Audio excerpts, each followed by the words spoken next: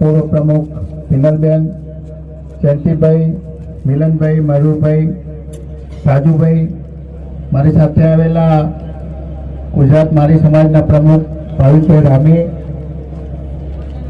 તમામ મહાનુભાવો, આપ સૌ યુવાન દોસ્તો, સૌથી પહેલાં તો આ સુંદર આયોજન કર્યું. કેટલી વાર આ આયોજન થયું છે, મારે મહેમાન તરીકે આવવાનું થયું છે, તમે મને બોલાવ્યો, આમંત્રણ આપ્યું, એ બદલ તમારો બધાનો ખૂબ ખૂબ આભાર. હવે રમવાનું છે એટલે લાંબી વાત નહીં કરું, પણ જ્ઞાનીબેન સ્ટેજ ઉપર બેઠા છે.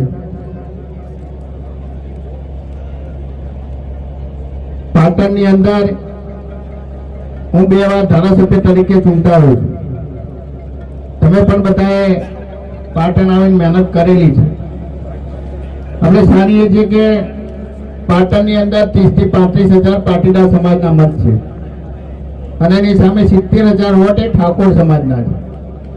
2 વાર ઠાકોર સમાજે મને ધારાસભ્ય બનાવવા મદદ થયા હોય, દરેક રીતે મહેનત કરી.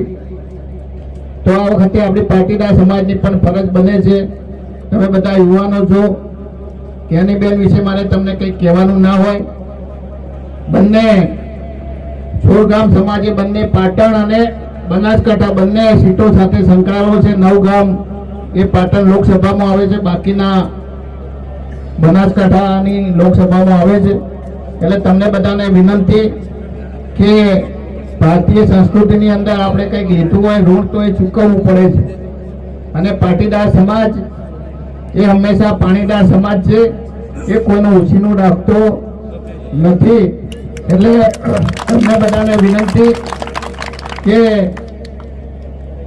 ખૂબ મહેનત કરજો અને જ્ઞાનીબેન જેવા પ્રતિનિધિ જો બનાસકાંઠાને મળશે તો આ વિસ્તારનો વિકાસ થશે. ગમે ત્યારે પણ તમે જરૂર પડે જે રીતે મને ફોન કરી અને મારી જોડે વાત કરી શકો છો, મને મળી શકો છો, એ રીતે હું ખાતરી આપું છું કે પાટણની અંદર ચંદનજી હોય કે અહીં જ્ઞાનીબેન હોય, જ્યારે પણ તમને જરૂર પડશે ત્યારે ચોક્કસ મદદરૂપ થશે. અને એટલી ખાતરી પણ આપું છું કે કોઈ દિવસ એ કોઈ ઝઘડાઓમાં પડશે નહીં.